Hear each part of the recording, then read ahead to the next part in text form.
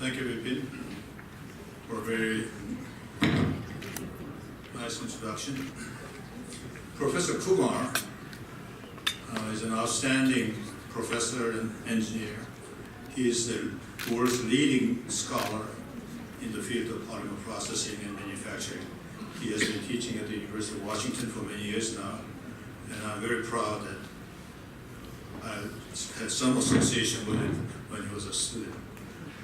He was a really very determined person because he worked in industry for a while, and he wanted to come back and get his PhD when he was in his 30s, if I remember right. And I didn't really think that was a good idea with a big family and whatnot. Perhaps he should earn more money rather than go back to school. Anyway, he finished his PhD, and I'm very proud of some of the outstanding work he has done with the microcellular plastics and others. It's really amazing to see so many of you here from so many Asian countries, and also in view of what's happening nowadays. It's, in many ways,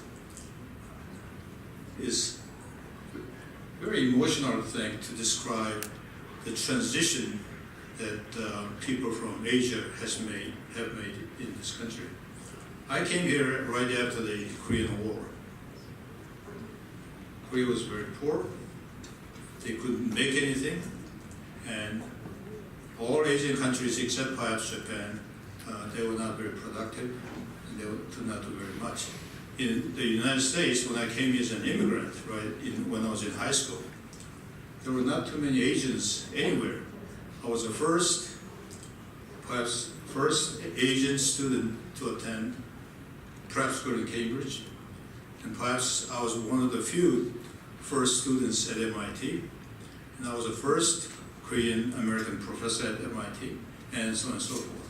Not too many Asians were around. In fact, in Cambridge, Massachusetts, where MIT is located, we only had one Chinese restaurant as far as I know. The name of the restaurant was Young Lee. They really made a good noodle soup. But I couldn't afford it, so I couldn't go there very often. But once in a while we went there, and that was a real treat. Most of the work that I've done that Professor Kumar mentioned was not done by me, it was done by my students and my colleagues.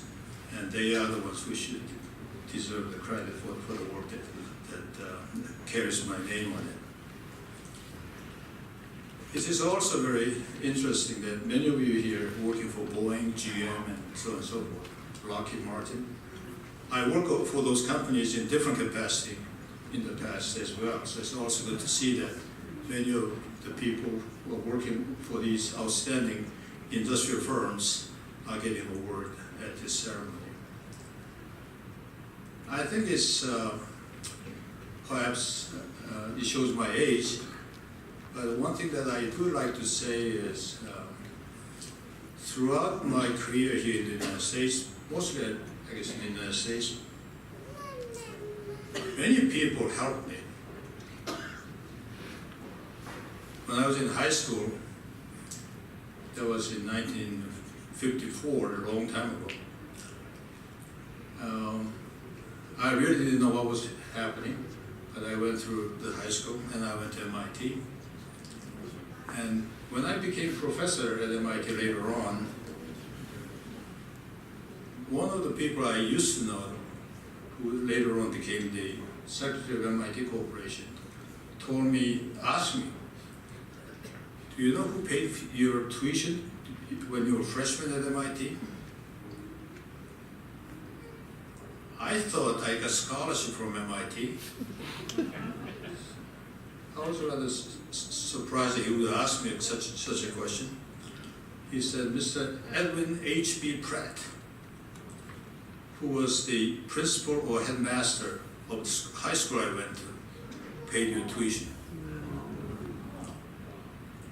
By the time I learned about that, his good deed and his support, he had already passed away, so I couldn't even thank him. And then when I joined the companies, they are the ones who supported my doctoral study, so they paid for my education too.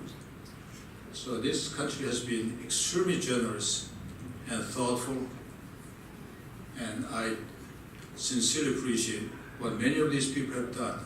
Since then, many others helped and worked with me at M.I.T. and gave a lot of money to M.I.T. to make some of the things we did possible.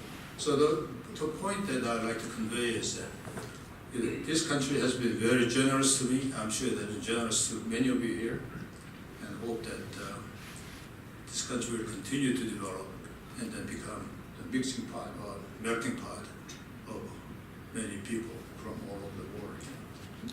All of them making contributions to the future well-being of the United States.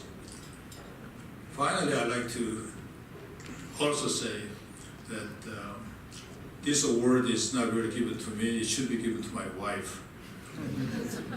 Because she is the one who made all these things possible. Until I met her, I wasn't very productive.